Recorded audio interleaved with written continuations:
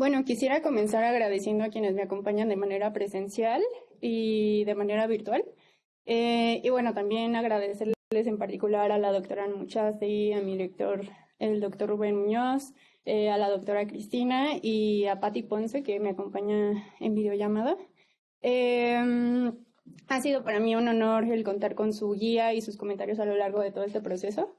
Y bueno, como mencioné, ya me resigné a que tengo esto, a que, a que tengo que tomar un medicamento de por vida, barreras para el acceso al tratamiento antirretroviral y estrategias de autoatención de mujeres viviendo con VIH.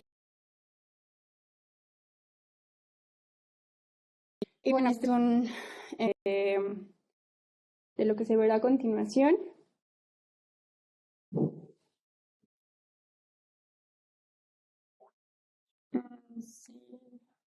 No sé qué está pasando. Listo. Bueno, ¿sí se ve? Sí, sí, bueno, supongo que sí. La población de mujeres ha sido invisibilizada sistemáticamente por la política pública y el sistema de salud, al concentrarse en la población de hombres que tienen consecuencia el aumento de la población de las mujeres cisgénero viviendo con VIH. Me concentré en particular en la población no derechohabiente, dado que lo que quería observar eran los efectos de las determinantes sociales en la salud. Y las lecturas mostraban que las más afectadas eran las mujeres sin seguridad social. Es una población, bueno, al hacer trabajo de campo me di cuenta que pues, realmente es una población donde la mayoría de ellas contrajeron la infección por diversas determinantes como el apego a los roles tradicionales femeninos, escaso acceso a recursos económicos y sociales, escolaridad baja, en particular en las mujeres adultas mayores. Vivían en contextos geográficos marginalizados y en general con historias fuertes de violencia intrafamiliar. Y bueno, mis objetivos generales fueron el reconstruir los procesos de búsqueda de atención de las mujeres no derechohabientes que viven con VIH en Aguascalientes. Y el segundo objetivo fue describir y analizar los espacios y las condiciones materiales y simbólicas bajo las que las mujeres no derechohabientes que viven con VIH establecen o no redes de apoyo para gestionar su salud y enfrentar desafíos relacionados con la seropositividad. Y bueno, como se puede ver, el objetivo 1 estaba más enfocado en observar el sistema de atención a la salud pública, a las personas que viven con VIH, y la otra a las redes de apoyo y a los cuidados en el espacio doméstico y comunitario. Metodología, utilicé el enfoque etnográfico. Las técnicas que utilicé pues fue la observación participante y realicé también entrevistas a profundidad semiestructuradas y estructuradas. Mis actoras principales fueron las mujeres cisgénero viviendo con VIH, no derechohabientes, y como actores secundarios fueron pues el personal de salud, activistas por el VIH, cuidadoras y acompañantes.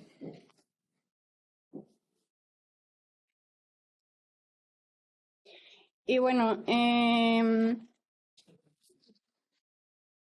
cuanto a mis hallazgos, el marco teórico conceptual que utilicé fue los procesos de salud, enfermedad, atención de Menéndez, el cuidado y los cuidados de Tronto y Fisher, la autoatención de Menéndez y la interseccionalidad de Crenshaw. Los hallazgos, los tres principales hallazgos que yo encuentro en la investigación fue el conocimiento sobre el sistema de atención a la salud para personas sin seguridad social viviendo con VIH, tanto dentro de las clínicas especializadas como fuera de las clínicas. También considero que pues otro aporte fue el estigma interseccionalidad, el estigma interseccional, que pues muestra cómo determinantes de la atención a la salud y VIH y derechohabiencia pues se ven también afectadas más allá del estigma al VIH, ¿no? O sea, es más bien como un conjunto de determinantes las que tienen que ver con el estigma que viven estas personas. Y bueno, también en un tercer punto fueron los cuidados y las necesidades que surgen o pueden llegar a surgir tras un diagnóstico de VIH.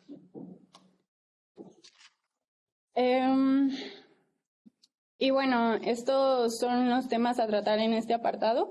Hay dos clínicas donde atienden a personas, una es el SAI y la otra es el Capacit. El SAI forma parte de un hospital grande de especialidades médicas, en teoría es público, pero ahorita, como mostraré, pues tiene como sus contradicciones. Y el Capacit es más bien una clínica pequeña especializada en infecciones de transmisión sexual y VIH. Y bueno, este es como, en teoría, el camino que debería de seguir una persona al ser diagnosticada, ¿no? Cuando no presenta síntomas, generalmente son enviadas al Capacit y cuando presentan síntomas, pues más bien son dirigidas al SAI. Cuando presentan síntomas, generalmente pues son hospitalizadas o son llevadas, pues sí, son mandadas directamente al hospital de especializaciones, ahí mismo los diagnostican. Y bueno,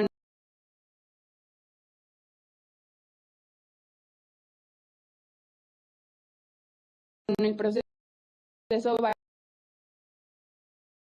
en ese más y son derivadas al Capacit. Sin embargo, pues esto no siempre es así. De la misma manera, cuando alguien del Capacit presenta algún síntoma o comorbilidad, pues se supone el camino debería de ser que sean dirigidas al SAI y pues nuevamente esto pues no es así. Más bien los caminos como se van dando es que una persona cuando presenta síntomas sí va a dar al Hospital Hidalgo y sí es sí lo derivan al SAI. Sin embargo, cuando dejan de presentar síntomas, generalmente no son redirigidas al Capacit. Y ahí mismo en el Capacit, cuando empiezan a presentar síntomas o hay presencia de comorbilidad, son dirigidas al Hospital Hidalgo, pero esto no necesariamente significa que vayan a recibir también como con el SAI. Y esto es porque se ven como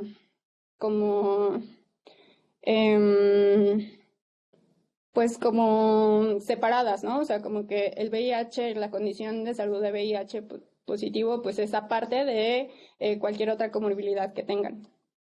Y bueno, hay algunas limitaciones en el Capacit que hacen que pues no se siga como ese camino.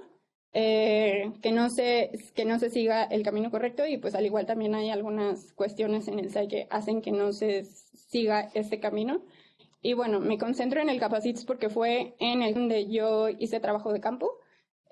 También realicé algunas pocas visitas al SAI, pero no fue al mismo tiempo que pasé en el SAI como pasé en el Capacit. Y bueno, las limitaciones en la consulta es que los médicos que tienen la consulta en el Capacit son generales y no tienen especialización. Generalmente, pues sí cuentan con un médico integral, pero pues su tarea no es estar en consulta directamente, ¿no? O sea, más bien quienes atienden la consulta, al menos en el momento en el que yo hice trabajo de campo, eran 2 médicos generales. Y pues en general no tuvieron formación antes de trabajar para el Capacit y por lo que cuando acuden usuarios con presencia de síntomas y o comorbilidades son más bien referidos al Hospital Hidalgo, pero pues como en el Hospital Hidalgo pues no están dados de alta, es difícil como darles un seguimiento a su condición de VIH, entonces pues es por eso que se tienden a ver como dos cosas no relacionadas y que a veces sí pueden no estar relacionadas, pero afecta de alguna manera la forma en la que se relaciona el personal de salud con el paciente y otras cosas. Y bueno, también el paciente y otras cosas. Y bueno, también el Hospital Hidalgo, a pesar de que pues debería de ser, cobra, ¿no? A pesar de que todos los servicios de salud deberían de ser gratuitos, siguiendo la reforma de salud realizada en el año 2020, regida por el Instituto de Salud para el Bienestar, pues en realidad no lo son. Esto se debe a que, por un lado, la Gobernatura Estatal del PAN decidió rechazar la reforma de la política en salud del 2020, efectuada por el INSABI, Y por el otro, a pesar de que el Hospital Hidalgo es un hospital público, este legalmente está constituido como asociación civil, lo cual le permite cobrar a sus usuarias y usuarios siguiendo sus protocolos internos. Estos protocolos continúan adheridos al viejo sistema de salud del Seguro Popular y pues en realidad ya absolutamente todas las condiciones de salud existentes, ¿no? O sea, solo cubría como mínimamente algunas de ellas y pues había como, pues sí, o sea, toda aquella que no estuviera dentro del libro del CAUSES, pues se cobraba, ¿no?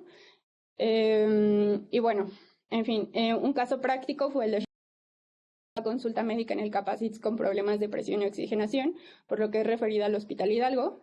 En el Hospital Hidalgo tiene cita con el médico internista, quien la refiere al cardiólogo, al neumólogo y al angiólogo. Además, ordenó varios estudios de laboratorio. El Seguro Popular, el que rige el Hospital Hidalgo, solo pero las demás no. Al entramos por la recomendación de trabajo social del Capacits, nos dijo como que nos sugirió que tal vez podría funcionar el ir al SAI y ver como ellos que conocían el sistema interno del Hospital Hidalgo y ver como si podían ellos hacer algo, ¿no? Intervenir de alguna manera. Y bueno, el SAI nos recomendó mejor darla de alta en el mismo sistema de ellos para que el hospital pudiera ver que pues se trataba de una condición de salud, que sí aparecía en el CAUSES, y pues con eso logró como que se cubrieran algunos otros gastos, como la del neumólogo, pero la del cardiólogo y el angiólogo pues no entraban, entonces pues finalmente, como esto afectaba el bolsillo de Sharon, ella abandonó las consultas y los estudios programados. Y bueno, en cuanto al estigma interseccional, las investigaciones sobre VIH generalmente se suelen concentrar en el estigma al cero estatus. Sin embargo, existen también otras determinantes que producen estigma más allá de este.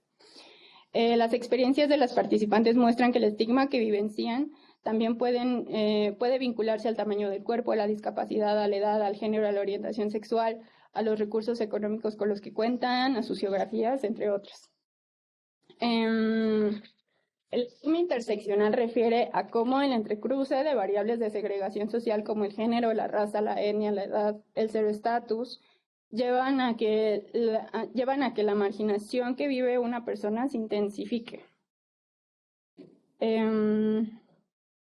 Y bueno, estos son como algunos componentes interseccional de las mujeres viviendo con VIH y pues como pueden ver pues va más allá del cero estatus, ¿no? Está también el estigma a los recursos económicos con los que cuentan, que generalmente pues eran muy bajos, al abuso de sustancias, si consumían o no sustancias, al capacitismo, a las geografías, y bueno, se manifiestan de varias maneras, ¿no? No solamente como en el trato que reciben por otras personas, se pueden manifestar de otras formas y bueno, un poco más adelante en la presentación lo profundizo.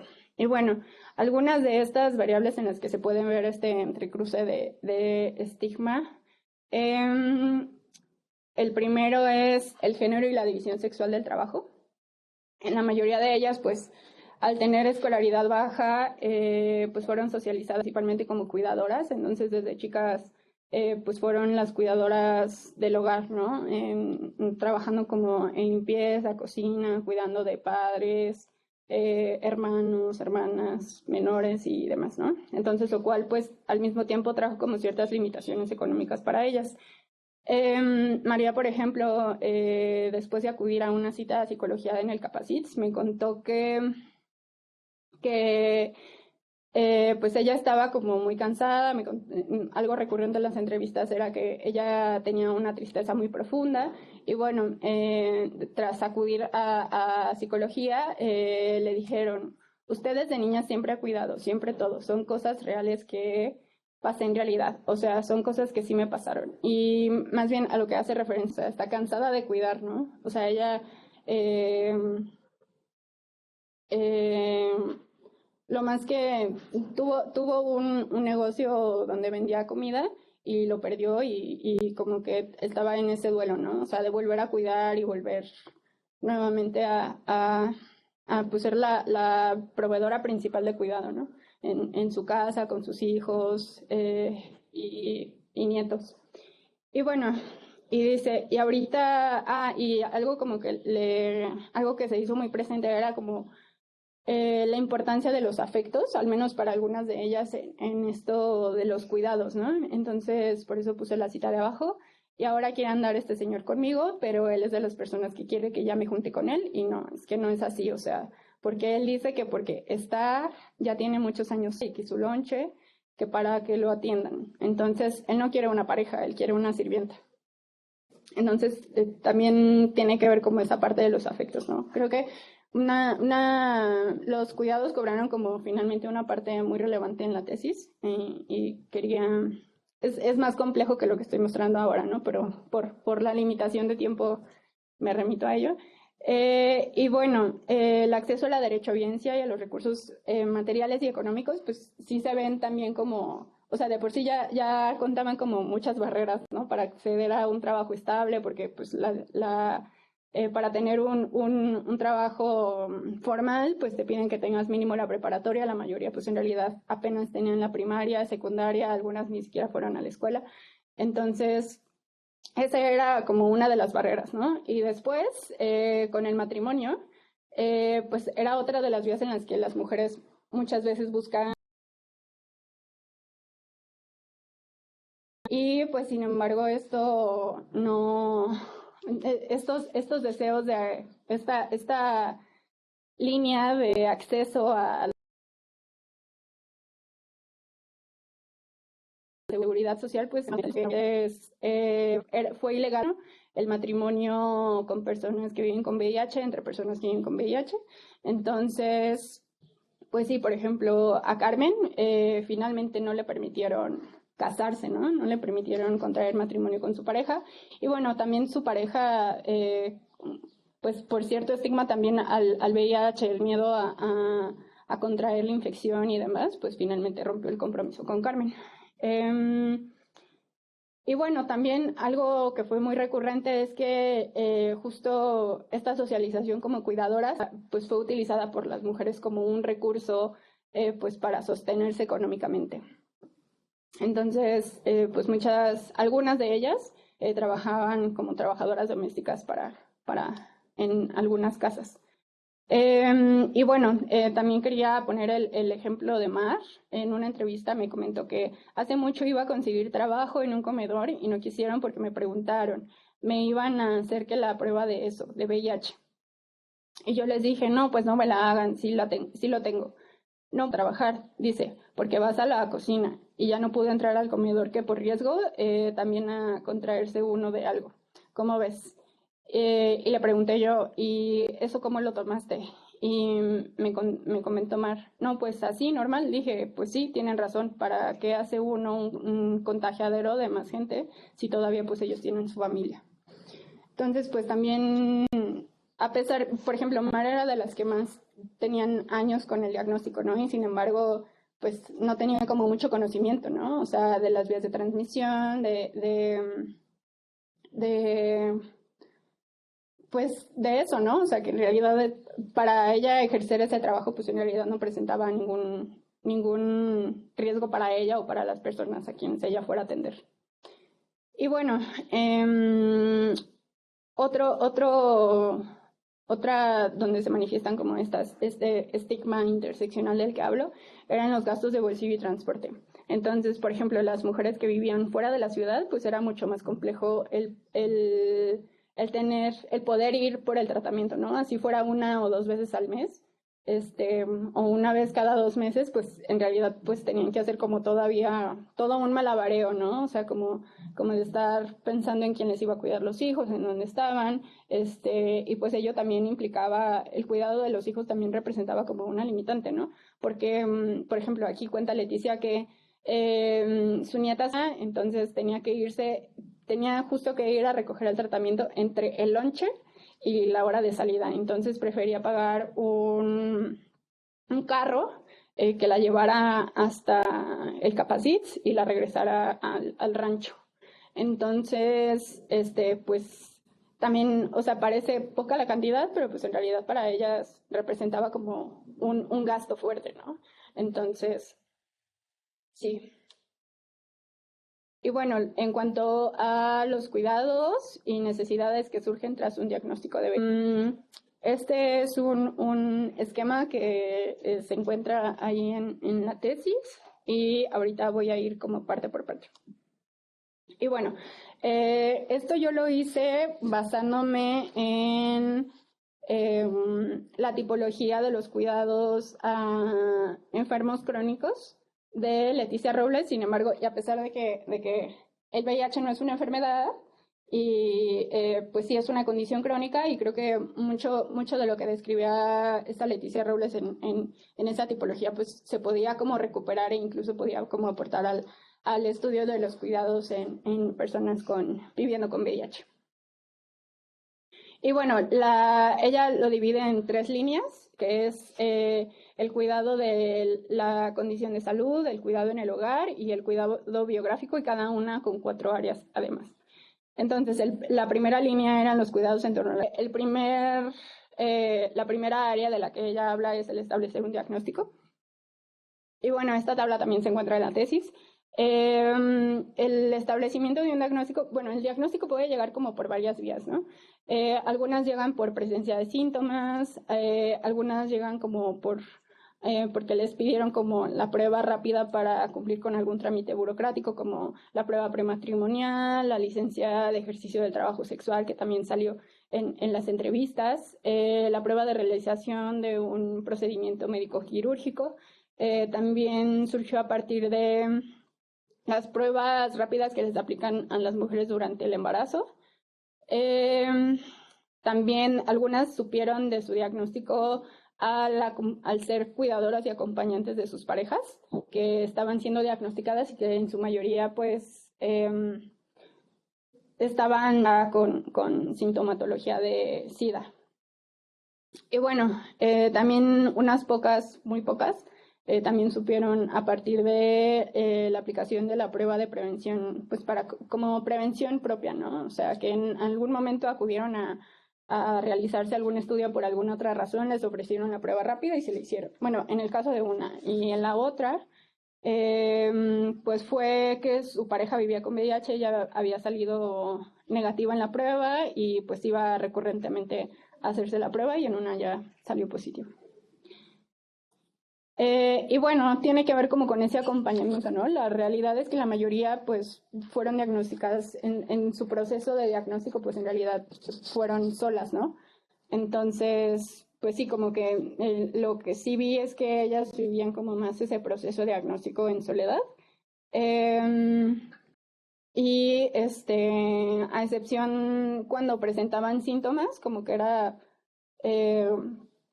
pues muchas veces como que recurrían, lo que sucedía es que la familia, la pareja les preguntaba como las razones por las cuales estaban sintiéndose mal, entonces al acompañarlas en ese diagnóstico pues supieron que era VIH, ¿no? Pero en cuanto a las demás pues no supieron, ¿no? O sea, supieron estando solas, conociendo el resultado de la prueba prematrimonial, para el ejercicio del trabajo sexual y demás. Y bueno, la segunda área de la que habla Leticia dentro de esta primera línea es el manejo de molestias. Y bueno, este es el caso de María, ¿no? Ella cuenta cómo ella cuidó a su pareja después de... Ella estaba siendo diagnosticada en este proceso de cuidar a la pareja y en condiciones pues muy mal. La expareja de María, él cuando se enfermó, pues yo lo atendí, o sea, cuando le diagnosticaron el VIH, pues yo lo atendí porque él cayó en cama, duró 7 meses tirado en la cama, entonces yo lo atendí de todo a todo. Pues así duró enero, febrero, marzo, abril, mayo y hasta julio. Hasta julio empezó a caminar, porque haz de cuenta que esta pierna toda de este lado hacia hasta abajo le salió herpes y le salió herpes por dentro y no podía comer nada. Así es que pues él no podía comer nada, no podía pasar la comida. Yo lo levanté con puros líquidos, jugos aves y atoles y todo eso. Con eso lo levanté, caldos y todo eso. Porque haz de cuenta que él no podía moverse, no podía salir, no podía nada, ni orinar solo. Y bueno, la cuarta y última área de esta primera línea la cuarta área corresponde a la atención terapéutica de la condición de salud, la cual busca brindar a quien padece VIH posibilidades de atención dependiendo de los recursos y disponibilidad al alcance. Esto tiene que ver como, por ejemplo, si cuentan con seguro IMSS, si cuentan pues si son no derechohabientes, como ver a qué lugares pueden acudir, ¿no? En dónde les pueden prestar atención. Perdón, me confundí. La cuarta área es el manejo de los regímenes terapéuticos y pues no necesariamente, muchas veces buscan como maneras para no depender de otras personas, buscan como medios para ellas adecuarse a este manejo de regímenes terapéuticos. Y pues aquí viene también como el tema de la autoatención, ¿no? O sea, que no necesariamente ha dado la autoatención. Y pues por ejemplo, Evelyn, ella compró unos pastilleros, no quería como que su mamá supiera del diagnóstico, entonces lo que hizo fue para tirar los botes de pastillas, ponía como todas las pastillas en pastilleros y pues eso también le ayudaba como a ver día a día como a recordar tomar el tratamiento. Y pues ella además ponía alarmas y pues su hijo, por ejemplo, a pesar de no saber, él sabía que tenía como que tomarse la pastilla a cierta hora, entonces le decía como, mamá, tu medicamento. Y bueno, el cuidado en el hogar. En cuanto al sostén económico, pues era como muy evidente, ¿no? O sea, el tema de la división sexual del trabajo. Generalmente cuando tenían pareja, pues eran sus parejas quienes se encargaban como de los transportes, para poder acceder a las citas, laboratorios, recoger tratamientos y demás. Y bueno,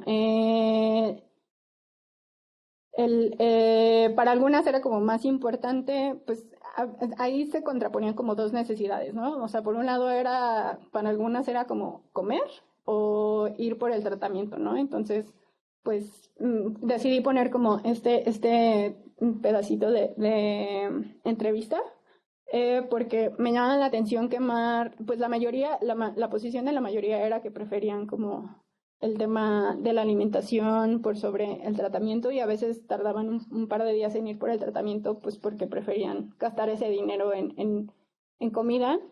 Y por ejemplo en el caso de Mar me llamó mucho la atención que decía, no tendré para comer, hija, pero mi medicamento y mis estudios son primero. Y ella fue un caso como muy paradigmático para mí, porque ella fue a grupos de autoatención, grupos de autoayuda, perdón. Entonces, sí, o sea, como que se veía ese contraste, esa diferencia, había una diferencia grande entre aquellas que habían asistido de autoayuda y aquellas que no. Y bueno, aquí no se ve en la presentación, pero quería al menos mencionarlo. Y bueno, en cuanto al trabajo doméstico, pues sí, ¿no? Pues para la supervivencia de las personas que viven con VIH, bueno, la supervivencia de las personas que viven con VIH pues no depende únicamente de tomar el tratamiento, sino pues también del propio sostenimiento de sus vidas, ¿no? Entonces, aunque si bien debido a que no se requieren cuidados especiales en el hogar derivados de esta condición de salud, muchas de estas mujeres realizaban acciones encaminadas a prevenir la transmisión dentro del hogar. Entonces, por ejemplo, a mí me llamaba la atención también que justo tras el tratamiento, pues el trabajo que ellas tenían en casa, pues también aumentaba. La limpieza, por ejemplo, aquí Leticia cuenta en este pedazo de entrevista que pues ella empezó a meter más cargas de ropa y había ropa que ella no lavaba como dentro de la ropa, ¿no? O sea, sino como en el lavadero. Entonces, pues eso también implicaba como un mayor gasto de energía, tiempo. Y bueno, esto con la segunda parte, la tercera, es la organización de un ambiente de cuidados. Y bueno, era como justo este malabareo de ver con quién dejaban a los hijos, o sea, hay cosas que parecen pequeñas, pero en conjunto pueden ser como pues grandes, ¿no? Entonces pueden representar como un mayor trabajo. Entonces, por ejemplo, pues cuenta Diana que para ella como una de las mayores dificultades para ella es el quien le cuida a su bebé, porque tenía una bebé recién nacida, entonces ella lo que hacía era dejarlas con sus hijos.